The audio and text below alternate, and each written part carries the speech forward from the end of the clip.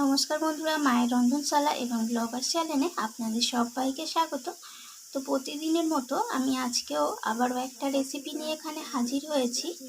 এখানে আমি একটু বানাবো একদম অন্যরকম স্টাইলে পুরোনো দিনের রান্না, মানে একঘেয়েমি রান্নার থেকে একটু আলাদা রকমের মশলা দিয়ে আমি রান্নাটা আজকে বানাবো।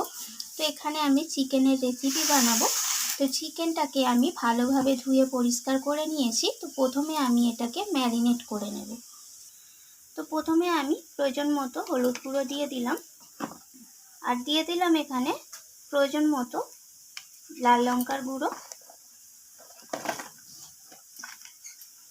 আর দিয়ে দেবো এখানে জিরে গুঁড়ো।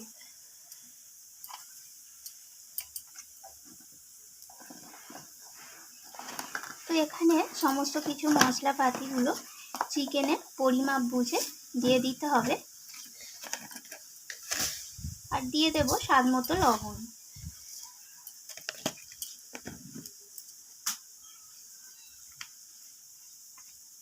আর দিয়ে দেব 2 চামচের মতো সর্ষের তেল।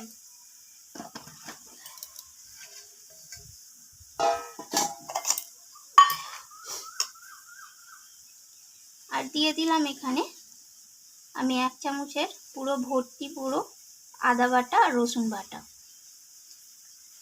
তো আদা রসুন দুটোই আমি সম পরিমাণ নিয়েছি। আর এখানে দিয়ে দেব পেঁয়াজ কুচি। তো আমি 1 কেজি মাংসের জন্য 4টে পেঁয়াজ কুচিয়ে নিয়েছিলাম। তো সেই 4টে পেঁয়াজ থেকে আমি হাফটা দিয়েছি, আর হাফটা রান্নাতে ব্যবহার করব। আর দিয়ে দেব এখানে আমি টক দই। তো টক দইটা আমি এখানে 2 চামচের মতো দিয়ে দিলাম।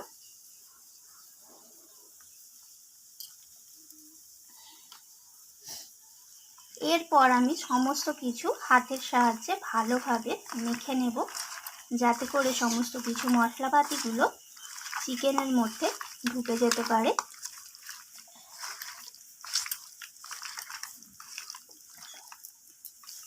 তো দেখুন, এইভাবে হাত দিয়ে ভালোভাবে চিকেনটাকে মেখে নিচ্ছি আমি।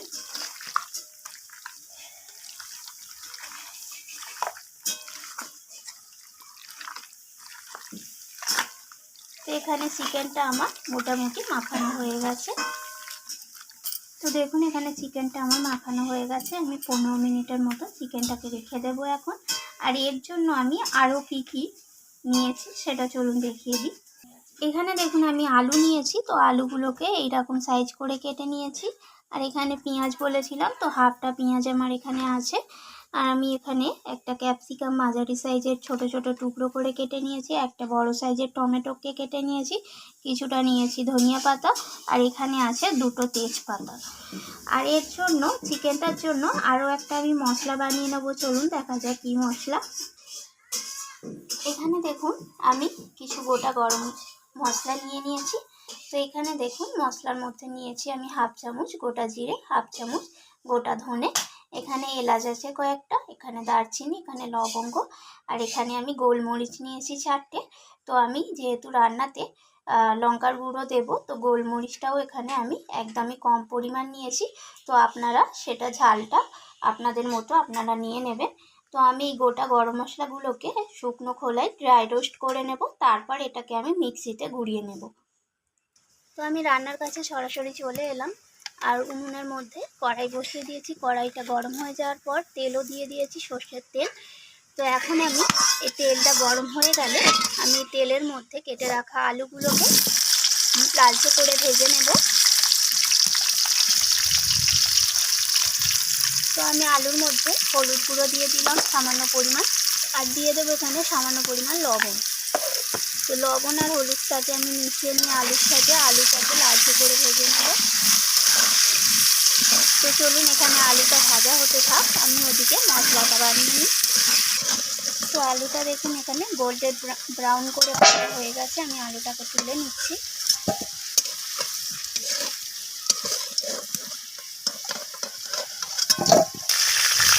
তো আমি ওই তেলের মধ্যে দিয়ে দিলাম 2টো তেজপাতা, আর দিয়ে দিলাম কেটে রাখা পেঁয়াজগুলো। পেঁয়াজটাকে আমি লালচে করে ভেজে নিচ্ছি একটু। তো পেঁয়াজটা এখানে ভাজা হয়ে যাওয়ার পর দিয়ে দিলাম এখানে ক্যাপসিকামগুলো। তো পেঁয়াজটাকে আমি ক্যাপসিকামের সাথে ভেজে নিচ্ছি। আর দিয়ে দেবো এখানে কেটে রাখা টমেটোগুলো। তো টমেটোগুলোকে আমি ভেজে নিচ্ছি সব কিছুর সাথে।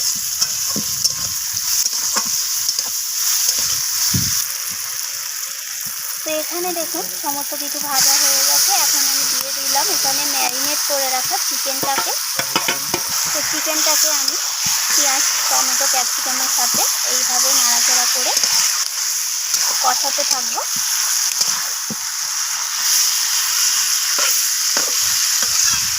তো আমি চিকেনটাকে 10 মিনিটের মতো কষিয়ে নিয়েছি। তারপরে আমি এখন ভেজে রাখা আলুটাকে দিয়ে দিলাম।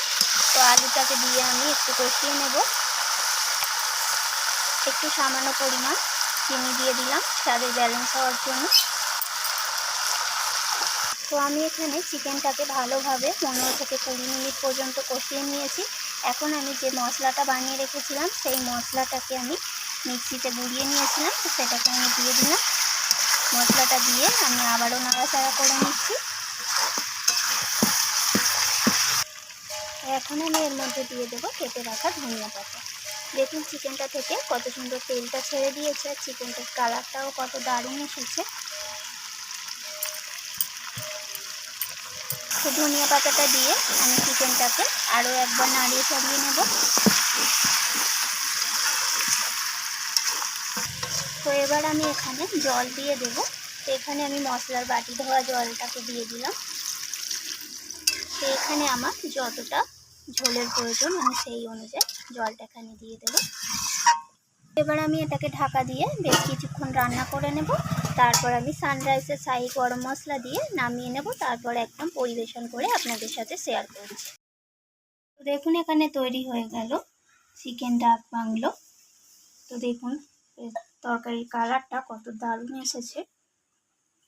তো রান্নাটি কেমন লাগলো অবশ্যই আমাকে জানাবেন, আর ভালো লাগলে লাইক শেয়ার করতে তো ভুলবেন না। তো আমার চ্যানেলটিকে সাবস্ক্রাইব করার অনুরোধ রইল। তো আমি আবারও ফিরে আসবো অন্য কোনো রেসিপি নিয়ে। আজকের মতো এইটুকু। ধন্যবাদ বন্ধুরা।